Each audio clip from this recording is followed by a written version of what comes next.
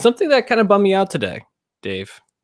Stan Lee, creator, well, not the sole creator, but a very major contributor, the person that moved the Marvel universe to the next level and kind of kickstarted into what it became today, the juggernaut it is today, passed away today at 95. Um, not gonna say it was unexpected. He was 95, and he's had some health issues for the past year, but a sad loss. How are you feeling about this? Yeah, it's interesting because I remember, a few weeks ago I was reading that follow up the Hollywood Reporter did regarding the whole scandal that was going on with him and was his daughter taking advantage of him? He was Yeah, getting these elder people abuse.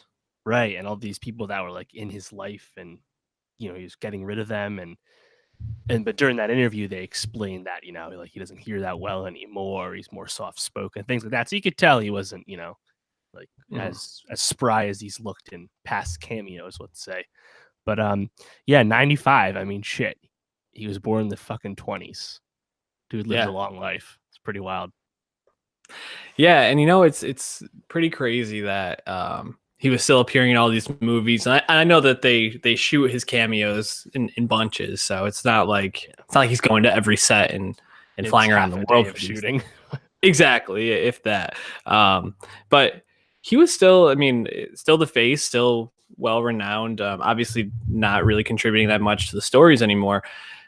What do you see his legacy being? I mean, obviously, as the head of Marvel, but what do you think people are really going to remember him for? Well, yeah, I mean, you kind of said it, but he co-created damn near every Marvel character people think of. The only one he really didn't have a hand in was Captain America, which kind of Mhm. predated him a little bit. But yeah, I mean, he worked with who was Jack Kirby and Steve Ditko. He basically created everyone: the X-Men, Fantastic Four, Spider-Man, Thor, the Hulk, Daredevil, Yeah. Black Panther, Iron Man, etc. Mhm. Right? So all these touchstones that started off counterculture and then became obviously mainstream entertainment. But then you also don't want to forget his time as the editor in chief of Marvel and writing Mhm. stories and Right. really pushing what comics could do in the storytelling Right. medium. And obviously this is decades ago now. But then as he moved up through Marvel, became publishing the whole company and then really forming it and working with Avi Arad and guys like that. So, I mean, it's a fucking big legacy, man. It's a long obit, but I think overall it is lasting. I mean, he created one of the most powerful brands there ever was, and Mhm. succeeded for years, and he helped shepherd to a certain extent through the '90s bankruptcy, right when they sold. So, Mhm. it's he should be commended for a lot, but I think a lot of people, especially nowadays, probably just associate him with the cameos and stuff, right? Oh yeah, he created the characters. Oh, he's in the movie. It's always funny, right? Ah, there he is. But if you go back and read the comics he actually wrote back in the day, you would kind of be impressed with what he achieved. So it's a tough loss, but at the end of the day, he lived a long life. So Yeah, and farewell. just a quick button on something you said about how he pushed the comic book genre to what it could be and expanded, what these stories were. By the time he kind of really took over at Marvel and started writing, superheroes were very idealistic. That they didn't really have anything wrong with them. They mostly were just fighting these bad guys, and they were perfect beings in a way. He introduced, like the trouble superhero.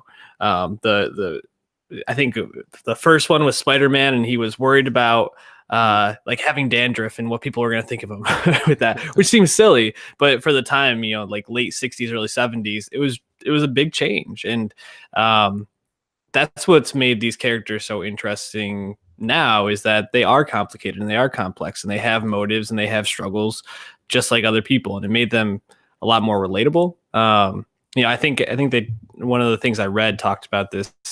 It's like unsanctioned at the time, or wasn't supported by Marvel at the time, but he wrote about Superman's or Spider-Man's best friend having popping pills, and how that became a very popular series of comics, and that kind of propelled those storylines more into the mainstream. So definitely a revolutionary comic book writer and creator, and someone whose influence can really not be overstated at this point. So sad loss. R.I.P. Stan Lee.